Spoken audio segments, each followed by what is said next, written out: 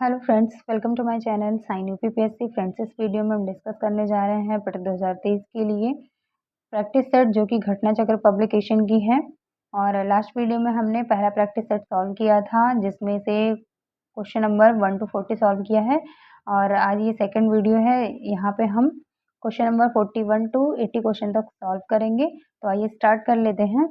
इसमें क्वेश्चन दिया हुआ है 41 एंड 42 जो है पैसेज से रिलेटेड है। आइए रीड कर लेते हैं इसको। Read the passage carefully and answer the corresponding question. Passage क्या दिया हुआ है, आइए रीड कर लेते हैं।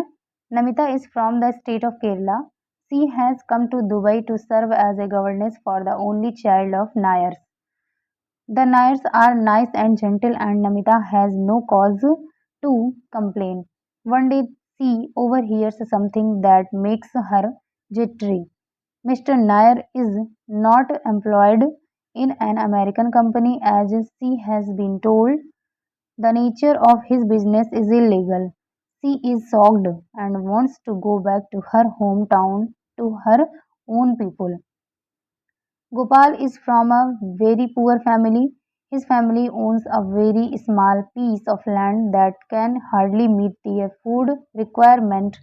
One day, Gopal gets a nice offer to work in the Emirates with a construction contractor.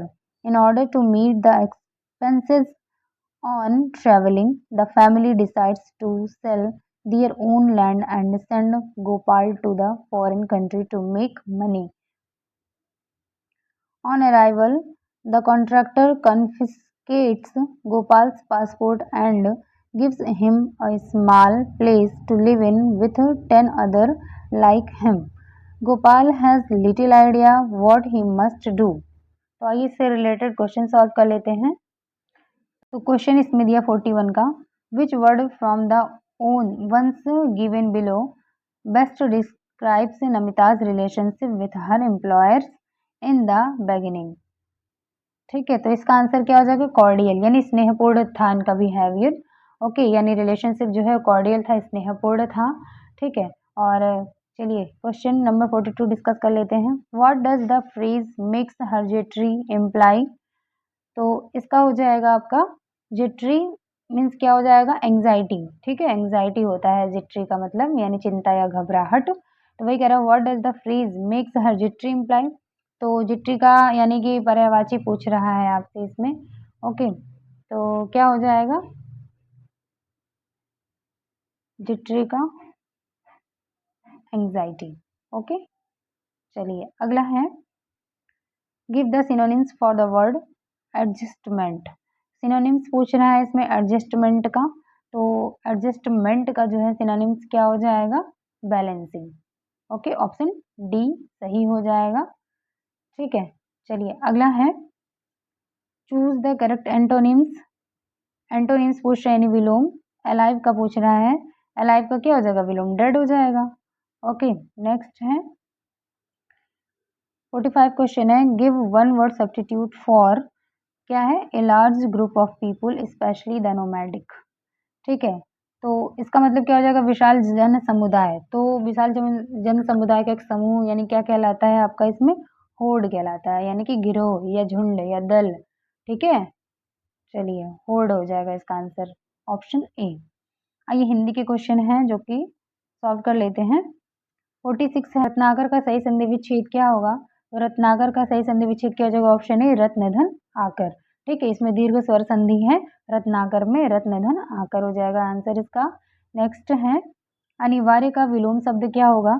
अनिवार्य का विलोम क्या हो जाएगा, वैकल्पिक हो जाएगा। और वैकल्पिक अगर ऑप्शन में ना होता, ऐच्छिक होता तो भी हो जाता हमारा आंसर सही। अनिवार्य का विलोम वैकल्पिक या ऐच्छिक होता है। ओके, नेक्स्ट है, कौन सा शब्द अनिक का पर्यायवाची है। तो अनिक का पर्यायवाची, अनिक किसका पर्यायवाची होता है, सेना का पर्यायवाची होता है। ठीक है, ऑप्शन बी इज करेक्ट।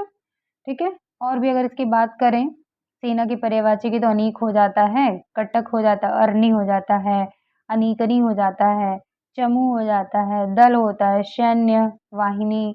ठीक है, तो ये सभी जो है अनेक के पर्यायवाची यानी सेना के पर्यायवाची हैं। ओके, नेक्स्ट है, अली और अली शब्द का सही अर्थ क्या है। तो अली और अली एक अली मीन्स क्या हो जाता है, भौरा हो जाता है, और एक अली मीन्स क्या होता है, शकी हो जाता है। तो option b is correct. Next है लाभ ही लाभ अर्थ के लिए सही लोकोक्ति क्या है? तो लाभ ही लाभ का मतलब क्या हो जाएगा, पांचों उंगलियां बराबर नहीं होती, नेकी और पूछ पूछ, नेकी कर और कुएं में डाल, पांचों उंगलियां घी में। तो लाभ ही लाभ मतलब क्या हो जाएगा, पांचों उंगलियां घी में होना।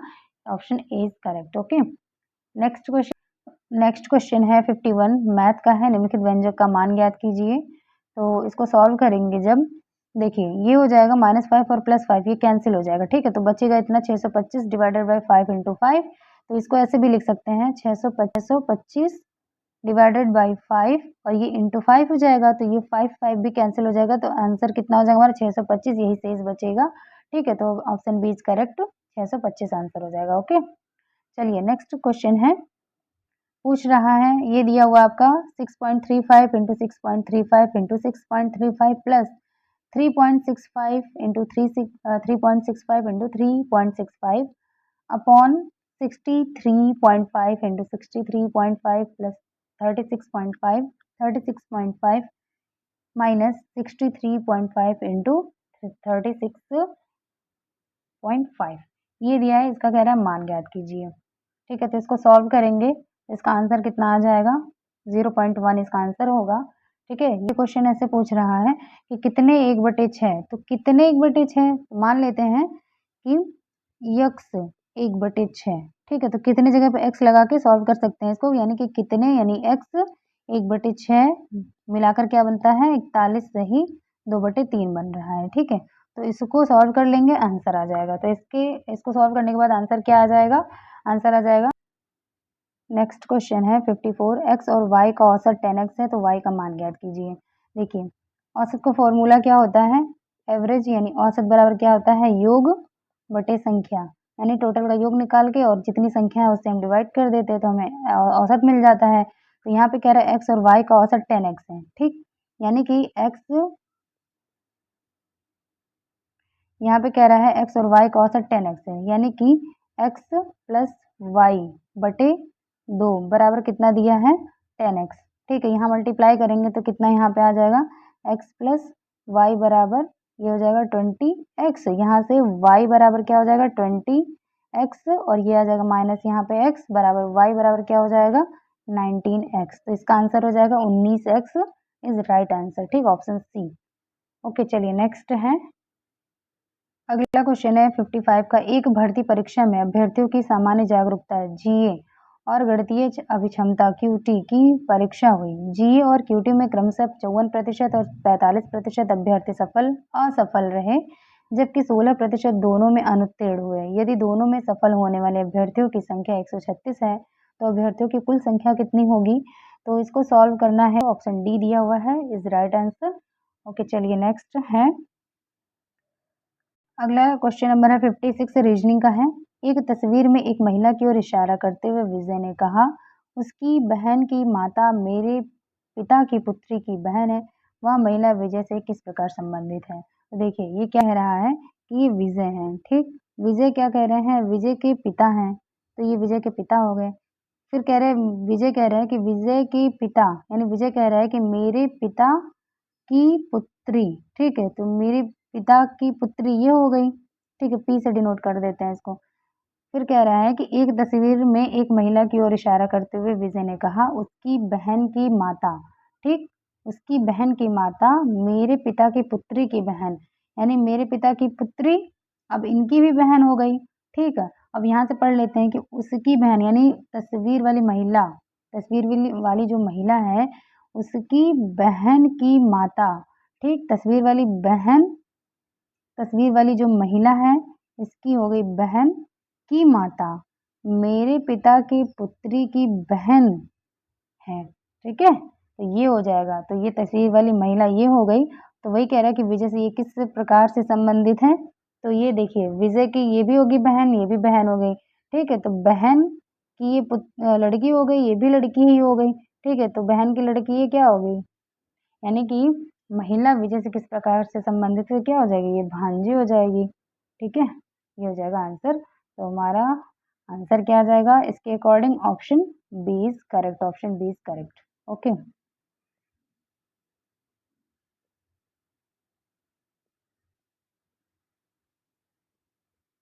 अगला क्वेश्चन है 1 जनवरी 2023 को सप्ताह का कौन सा दिन होगा। तो 1 जनवरी 2023 को सप्ताह का कौन सा दिन होगा, इसका जो फॉर्मूला होता है शायद आपको पता होगा। डेट, मंथ, देखिए इसका फॉर्मूला होता है date plus month plus year plus leap year plus century code, ठीक है, और बटे 7 होता है। तो इसी पे हम सॉल्व करते हैं इसको, ठीक है। सॉल्व करने का तरीका शायद आपको पता ही होगा। तो इसको जब सॉल्व करेंगे तो ये आ जाएगा 1 + 1 + 6 + 23 और ये हो जाएगा +5 और बटे हो जाएगा 7। इसको सॉल्व करेंगे तो शेषफल जो हमारा 1 बचेगा, और शेषफल जब 1 बचता है तो इसका जो है कोड होता है दिन का कौन सा, रविवार, ठीक है। इसको आपको अलग से बताया जाएगा, ठीक है। चलिए इसका आंसर हो जाएगा, इसको सॉल्व करने के बाद ऑप्शन सी इज रविवार, करेक्ट आंसर। नेक्स्ट क्वेश्चन है असंगत अलग करें। तो इसमें क्या हो रहा है, देखिए 46 दिया है, 93, फिर 188, 379, 764 और 1529 दिया हुआ है। तो यहाँ पे देख रहे होंगे क्या हो रहा है, 46 इसमें मल्टीप्लाई 2 और +1 हो रहा है, ठीक। फिर नेक्स्ट वाले में मल्टीप्लाई 2 + 2 हो रहा है, फिर नेक्स्ट वाले में मल्टीप्लाई 2 + 3 हो रहा है, यानी कि सब में मल्टीप्लाई 2 हो रहा है और +1 इंक्रीज होता जा रहा है। तो इसको सॉल्व कर लेंगे तो इसमें जो गलत हमारा आएगा, जो सबसे अलग है, इसमें असंगत है, वो हमारा हो जाएगा ऑप्शन सी, यानी 764, ठीक है। ये गलत होगा क्योंकि यहाँ पे आना चाहिए 762 आना चाहिए आंसर, ठीक है। चलिए अगला है 59 नंबर क्वेश्चन है, निम्नलिखित प्रश्नों में कथन दिए गए हैं और इन कथनों के बाद निष्कर्ष निकाले गए हैं। निष्कर्षों को पढ़ें और फिर तय करें कि यदि दिए गए निष्कर्षों में से कौन सा निष्कर्ष सामान्य रूप से ज्ञात तथ्यों की परवाह किए बिना दिए गए कथनों का तार्किक रूप से अनुसरण करता है।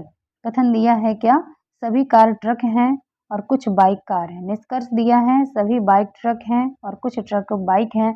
तो इसको जब सॉल्व करेंगे, कह रहा है सभी कार ट्रक हैं, तो ये हो जाएगा सभी कार, ऐसे लिख देते हैं इसको के से, ठीक है, इजी रहता है। सभी कार क्या कह रहा है, ट्रक हैं, सभी कार ट्रक हैं, और कह रहा है कुछ बाइक कार हैं। तो देखिए जब कह रहा है सभी कार ट्रक हैं और कुछ बाइक कार हैं, तो कार अंदर है ना, तो कुछ बाइक कार है, तो ये बाइक हो जाएगा, ठीक है। तो बाइक देखिए दोनों को इंटरसेक्ट कर रहा है ना, ये आपका ट्रक में भी आ रहा है और कार में भी आ रहा है। तो निष्कर्ष क्या दिया कि सभी बाइक ट्रक हैं। सभी बाइक ट्रक नहीं हो सकते, पहला तो गलत है। और दूसरा कह रहा है कुछ ट्रक बाइक है, तो कुछ ट्रक जो है बाइक हो सकते हैं, इसलिए 2 सही हो जाएगा। तो हमारा ऑप्शन क्या सही हो जाएगा, निष्कर्ष 1 और 2 दोनों अनुसरण करते हैं, पहला तो गलत है, ना तो 1 ना तो 2 ये भी गलत है, केवल निष्कर्ष 1 ये भी गलत है, और ऑप्शन डी कह रहा है कि केवल निष्कर्ष 2 अनुसरण करता है। तो ऑप्शन डी इज करेक्ट, केवल निष्कर्ष जो है 2 अनुसरण करता है, यही सही होगा। ओके नेक्स्ट है अगला क्वेश्चन है, एक निश्चित कूट भाषा में थ्योरी को YROEHT यानी कि क्या हो रहा है, THEORY है, तो ये जस्ट उलट दिया जा रहा है क्रम से, ठीक है, जाता है, और ऑप्शन को NOITPO लिखा जाता है। तो उसी भाषा में EXPERT एक्सपर्ट को कैसे लिखा जाएगा, तो जस्ट इसको पलट दिया गया है। तो EXPERT है, तो यहाँ से स्टार्ट करेंगे पीछे से, तो यहाँ से पहले टी हो जाएगा, TRE, इसको लिख लीजिए TREPXE। तो किस ऑप्शन में आ रहा है ये, TREPXE, option b, TRE, sorry option d जो है सही हो जाएगा। TRE आया था ना, पहले टी से स्टार्ट हो रहा है, तो TREPXE ये जस्ट उलट जाएगा, तो ऑप्शन जो है डी इज करेक्ट हो जाएगा। ओके नेक्स्ट है, भारत की पहली सोलर सिटी कौन सी है। भारत की पहली सोलर सिटी कौन सी हो जाएगी, मोस्ट इंपॉर्टेंट क्वेश्चन एग्जाम के लिए, option b is correct, Sanchi, ठीक है। ये 6 सितंबर 2023 में जो है मध्य प्रदेश के मुख्यमंत्री शिवराज सिंह चौहान ने इसको लॉन्च किया था, ठीक है, और यह क्या है, देश की पहली सोलर सिटी है, मोस्ट इंपॉर्टेंट है सांची। ओके चलिए अगला क्वेश्चन देख लेते हैं। क्वेश्चन नंबर 62 है, सितंबर 2023 में भारत का पहला यूपीआई एटीएम किस भुगतान सेवा प्रदाता द्वारा लॉन्च किया गया है। तो ये जो है भारत का पहला यूपीआई एटीएम जो है किसने लॉन्च किया है, तो हिताची पेमेंट सर्विसेज ने लॉन्च किया है इसे, और यह भारत का पहला UPI ATM national payments corporation of India यानी NPCI के सहयोग से हिताची पेमेंट सर्विसेज द्वारा व्हाइट लेबल एटीएम जो है लॉन्च किया गया है। ओके और ये क्या करेगा कि एटीएम कार्ड रहित नकदी निकासी की सुविधा प्रदान करेगा क्या, ठीक है, हिताची पेमेंट सर्विसेज द्वारा लॉन्च किया गया यूपीआई एटीएम। ओके चलिए अगला है नेक्स्ट क्वेश्चन है, भारत में राष्ट्रीय अंतरिक्ष दिवस कब मनाया जाएगा? तो भारत में राष्ट्रीय अंतरिक्ष दिवस जो है कब मनाया जाएगा? ये 23 अगस्त को मनाया जाएगा। क्वेश्चन का आंसर सबको पता होगा आई थिंक, ठीक है। 29 अगस्त 2023 को केंद्रीय मंत्रिमंडल ने चंद्रयान 3 की सफल लैंडिंग के उपलक्ष्य में 23 अगस्त को राष्ट्रीय अंतरिक्ष दिवस मनाने का जो है ये मंजूरी प्रदान की है। मोस्ट इंपॉर्टेंट है, याद रखिएगा 23 अगस्त को ही चंद्रयान 3 ने चंद्रमा के दक्षिणी ध्रुव पर सॉफ्ट लैंडिंग की थी। ओके, इसलिए इंपॉर्टेंट है। चलिए अगला क्वेश्चन है, सितंबर 2023 में किसने रेलवे बोर्ड के नए अध्यक्ष और मुख्य कार्यकारी अधिकारी सीईओ के रूप में पदभार ग्रहण किया है? ठीक है, रेलवे बोर्ड के नए अध्यक्ष के रूप में, ठीक है, किसने किया है? Option D is correct, Jaya Verma Sinha. ठीक है, जया वर्मा सिन्हा को जो है रेलवे बोर्ड का नया अध्यक्ष और मुख्य कार्यकारी अधिकारी यानी सीईओ चुना गया है। और इस पद पर पहुंचने वाली जया वर्मा सिन्हा जो है वो पहली महिला है। ओके, मोस्ट इंपॉर्टेंट है, याद रखिएगा जया वर्मा सिन्हा रेलवे बोर्ड के अध्यक्ष पद पर पहुंचने वाली प्रथम महिला हैं। ओके, नेक्स्ट क्वेश्चन है 65 अगस्त 2023 में 65वां रैमन मैग्सेसे अवार्ड 2023 प्रदान किए जाने की घोषणा की गई है। किस भारतीय को यह अवार्ड अन्य 3 व्यक्तियों के साथ प्रदान किया जाएगा? तो 65वां रैमन मैग्सेसे पुरस्कार जो है ये भारतीय कौन है जो पाने वाली हैं या पाने वाले हैं, कौन है? Doctor Ravi Kannan. Okay, most important question है, 65वां रैमन पुरस्कार से सम्मानित होने वाले कौन है? डॉक्टर रवि कन्नन। ओके, ये कौन है? ऑन्कोलॉजिस्ट हैं। ठीक है, चलिए अगला क्वेश्चन है, फुटबॉल प्रतियोगिता डूरंड कप 2023 का खिताब किसने जीता है?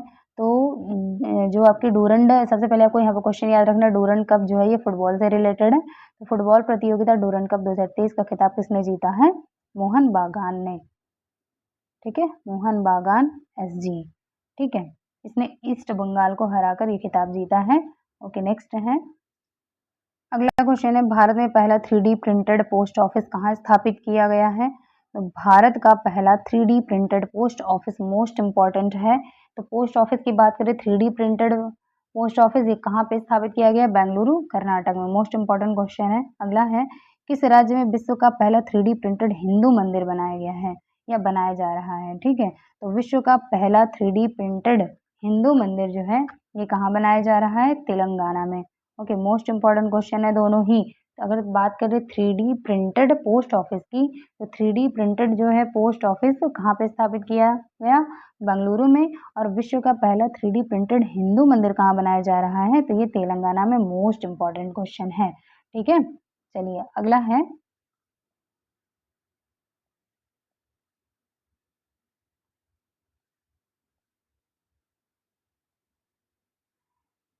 प्रधानमंत्री विश्वकर्मा योजना के तहत प्रथम चरण में कितने पारंपरिक व्यवसायों को शामिल किया जाएगा? तो प्रधानमंत्री विश्वकर्मा योजना के प्रथम चरण के तहत कितने जो है व्यवसायों को शामिल किया जाएगा इसमें? Total 18। Okay, most important question है।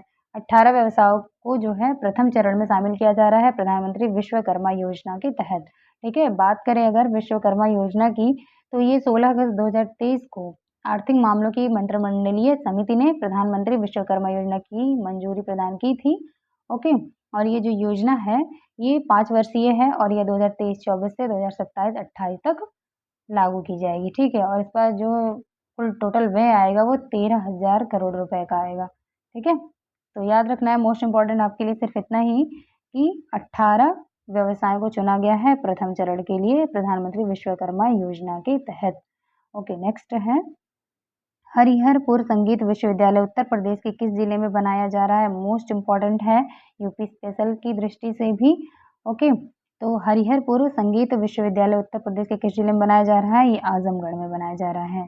ओके, और इसका उद्घाटन किसने किया था? ये भी मोस्ट इंपॉर्टेंट है। इसका उद्घाटन जो है ये 7 अप्रैल को गृह एवं सहकारिता मंत्री कौन है इस समय वर्तमान में? अमित शाह जी ने किया है। ठीक है, याद रखिएगा, हरिहरपुर संगीत विश्वविद्यालय उत्तर प्रदेश के आजमगढ़ में बनाया जा रहा है और इसका शिलान्यास किसने किया है? गृह मंत्री यानी और सहकारिता मंत्री अमित शाह जी द्वारा किया गया है। ओके, नेक्स्ट है, अगला क्वेश्चन है 71 टू 75 जो है ये अनुच्छेद है, अनुच्छेद दिया इन पैराग्राफ को पढ़कर आंसर देना है। Question number 71 to 75। आइए पैराग्राफ को रीड कर लेते हैं। निबंध कविता कहानी की तरह रचनात्मक साहित्य की एक विधा है। लेकिन इस शब्द का प्रयोग किसी विषय की तार्किक और बौद्धिक विवेचना करने वाले लेखों के लिए भी किया जाता है। निबंध के पर्याय के रूप में संदर्भ, रचना और प्रस्ताव का भी उल्लेख किया जाता है, लेकिन साहित्य आलोचना में सर्वाधिक प्रचलित शब्द निबंध ही है। इसे अंग्रेजी के कंपोजिशन और एसे के अर्थ में ग्रहण किया जाता है। आचार्य हजारी प्रसाद द्विवेदी के अनुसार संस्कृत में भी निबंध का साहित्य है। प्राचीन संस्कृत साहित्य के उन निबंधों में धर्मशास्त्रीय सिद्धांतों की तार्किक व्याख्या की जाती थी। उनमें व्यक्तित्व की विशेषता नहीं होती थी, किंतु वर्तमान काल के निबंध संस्कृत के निबंधों से ठीक उल्टे हैं।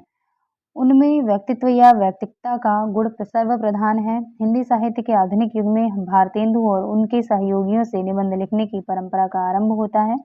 निबंध ही नहीं, गद्य की कई विधाओं का प्रचलन भारतेंदु से होता है। यह इस बात का प्रमाण है कि गद्य और उसकी विधाएं आधुनिक मनुष्य के स्वाधीन व्यक्तित्व के अधिक अनुकूल हैं। मोटे रूप में स्वाधीनता आधुनिक मनुष्य का केंद्रीय भाव है। इस भाव के कारण परंपरा की रूढ़ियां दिखाई पड़ती हैं, सामयिक परिस्थितियों का दबाव अनुभव होता है, भविष्य की संभावनाएं खुलती जान पड़ती हैं। इसी को इतिहास बोध कहा जाता है। भारतेंदु युग का साहित्य इस इतिहास बोध के कारण आधुनिक माना जाता है। तो आइए इससे रिलेटेड क्वेश्चन सॉल्व कर लेते हैं। इसमें पहला क्वेश्चन है क्वेश्चन 71, प्रस्तुत गद्यांश का शीर्षक क्या होगा। तो आपने गद्यांश पढ़ा होगा, तो इसके अकॉर्डिंग जो है शीर्षक क्या लगता होगा आपको, जो सटीक होगा। हिंदी साहित्य, गद्य की विधाएं, निबंध क्या है या रचनात्मक साहित्य। हो जाएगा ऑप्शन सी इज करेक्ट, निबंध क्या है, ये हो जाएगा आंसर। यानी गद्यांश का जो शीर्षक होगा वो क्या होगा, निबंध क्या है। ओके, नेक्स्ट है, हिंदी में निबंध का प्रारंभ कब से हुआ है। तो हिंदी में निबंध का प्रारंभ कब से हुआ, भक्ति काल से, भारतेंदु युग से, द्विवेदी युग से या छायावाद युग से। तो जो है हिंदी में निबंध का प्रारंभ ये भारतेंदु युग से माना जाता है। ओके, नेक्स्ट है, निबंध के संदर्भ में असत्य कथन है कौन सा। तो पहला दिया है इसमें, निबंध को अंग्रेजी में कंपोजिशन ऐसे के अर्थ में ग्रहण किया जाता है, तो सही है। निबंध के पर्याय रूप में संदर्भ, रचना और प्रस्ताव का भी उल्लेख किया जाता है, ये भी सही है। निबंध शब्द का प्रयोग किसी विषय की तार्किक और बौद्धिक विवेचना करने वाले लेखों में भी किया जाता है, तो ये भी सही है। और लास्ट वाला जो दे रहा है, वर्तमान काल के निबंधों में व्यक्तित्व या व्यक्तिकता का गुण नहीं है, यहाँ कह रहा है। अभी हमने ऊपर ही पढ़ा था कि व्यक्तित्व और व्यक्तिकता का गुण है इसमें, ठीक है। तो ये वाला ऑप्शन गलत हो जाएगा, ऑप्शन डी, ठीक है, ऑप्शन डी गलत है, यानी ये वाला सही हो जाएगा, ठीक है। चलिए अगला क्वेश्चन है,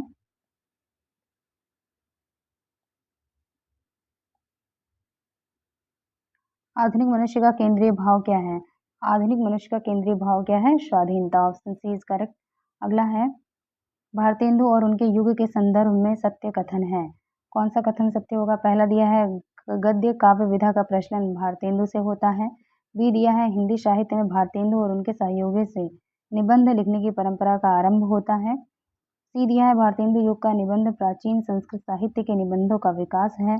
और डी दिया है, भारतेंदु युग का साहित्य सिर्फ इतिहास बोध के कारण आधुनिक नहीं माना जाता है। तो पूछा है इसमें कौन सा कथन सत्य है, कौन सा कथन सत्य हो जाएगा, ऑप्शन बी, हिंदी साहित्य में भारतेंदु और उनके सहयोगियों से निबंध लिखने की परंपरा का आरंभ होता है, ये ऑप्शन बी इज करेक्ट। आप जो पैराग्राफ पढ़ेंगे आपको क्लियरली एकदम आसानी से आंसर मिल जाएगा वहां से। ओके, नेक्स्ट है, अब क्वेश्चन नंबर 76 to 80 के लिए भी अनुच्छेद ही पढ़कर आंसर देना है। ये भी 5 क्वेश्चन आपको पैराग्राफ से ही आंसर आएगा। चलिए इसको भी रीड कर लेते हैं। नहर अथवा नदी पर जल के प्रवाह को रोकने के लिए बांध का उपयोग किया जा सकता है। बांध लघु, मध्यम और बड़े आकार के हो सकते हैं। बड़े बांधों का निर्माण करना अधिक जटिल होता है। इनके निर्माण में अत्यधिक शक्ति, समय और धन खर्च होता है। बांध का निर्माण कंक्रीट, चट्टान, लकड़ी अथवा मिट्टी से भी किया जा सकता है। भाखड़ा बांध, सरदार सरोवर बांध, टिहरी बांध इत्यादि बड़े बांधों का के उदाहरण हैं। एक बांध के लिए अत्यावश्यक है कि इसमें इसके पीछे के पानी के भार को वहन करने की क्षमता हो। बांध पर धकेले जाने वाली जल की मात्रा का जल दबाव जल की गहराई बढ़ने के साथ बढ़ता है। इसके परिणाम स्वरूप कई बांधों का तल चौड़ा होता है, जिससे यह सतह के काफी नीचे के भाग में बहने वाले जल का भार वहन कर सके। आगे है, वर्षों से बढ़ती जनसंख्या, औद्योगिकरण में वृद्धि तथा कृषि में विस्तार होने से जल की मांग बढ़ती जा रही है। अतएव जल संरक्षण आज की आवश्यकता बन गई है। वर्षा जल संचयन मुख्यतः भवनों की छतों पर इकट्ठे किए जल की को भूमि में संरक्षित करके आगे काम में लेने की प्रक्रिया है। इसके लिए यह अत्यावश्यक है कि भूजल की गिरावट को रोका जाए तथा भूजल स्तर में सुधार किया जाए। साथ ही समुद्र के जल का अंतर्गमन अर्थात समुद्री जल को भूमि की तरफ आने से रोका जाए और वर्षा के मौसम में अधिकतम जल का संरक्षण किया जाए।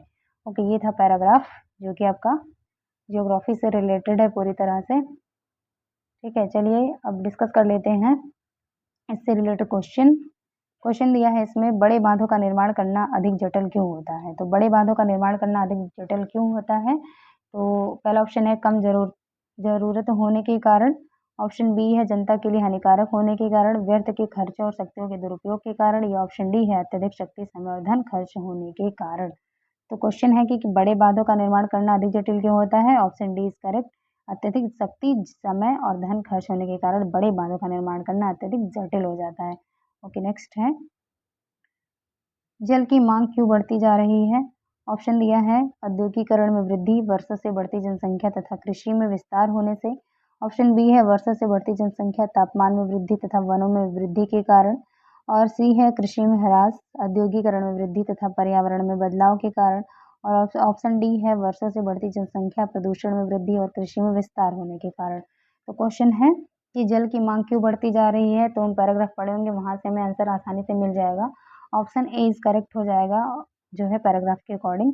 औद्योगिकरण में वृद्धि, वर्षों से बढ़ती जनसंख्या तथा कृषि में विस्तार होने से जल की मांग बढ़ती जा रही है। ओके, नेक्स्ट है, जल संचयन वह है जिसमें डैश, सही कथन से वाक्य पूरा करें। जल संचयन वह है जिसमें क्या होता है? वर्षा जल को मुख्यतः भवनों की छतों पर इकट्ठा करके भूमि में संरक्षित करके आगे काम में लिया जाता है।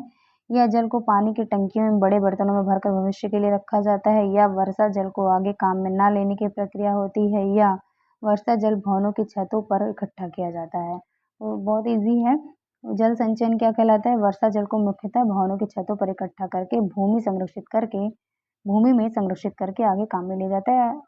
और जो है आपका पैराग्राफ के अकॉर्डिंग ऑप्शन के इज करेक्ट। अगला क्वेश्चन है, जल संरक्षण का सही समास विग्रह और समास का नाम क्या है? तो जल संरक्षण का सही समास विग्रह क्या हो जाएगा? जल का संरक्षण। और ये इसमें क्या है? तत्पुरुष समास है। ठीक है, जैसे कर्ता ने कर्म को कर से संप्रदान के लिए पदान से काकी के रारी रे, ये सब आता है ना, आपने पढ़ा होगा समास। तो ये जल संरक्षण यानी जल का संरक्षण, ये तत्पुरुष समास है। ओके, नेक्स्ट है, बांध का निर्माण डैश किया जा सकता है, वाक्य पूरा कीजिए। तो बांध का निर्माण किया जा सकता है किसके द्वारा? तो option C is correct, concrete, चट्टान, लकड़ी अथवा मिट्टी से भी बांध का निर्माण किया जा सकता है। हमने पैराग्राफ के स्टार्टिंग में ही पढ़ा था। ओके फ्रेंड्स, आपको क्लास आई थिंक यूजफुल लगी होगी, बहुत ही बेनिफिशियल होगी। और अगर आपको वीडियो अच्छी लगी तो please do like share and subscribe my channel. और फ्रेंड्स, आपको बता दें क्वेश्चन नंबर 81 टू 100 क्वेश्चन जो वो आपका ग्राफ से रिलेटेड है, ग्राफ एंड तालिका से, वो आपको अलग से सॉल्व कराया जाएगा। ओके, तो अगर आपको वीडियो अच्छी लगी है तो please do like share and subscribe my channel. मिलते हैं नेक्स्ट वीडियो में। Thank you.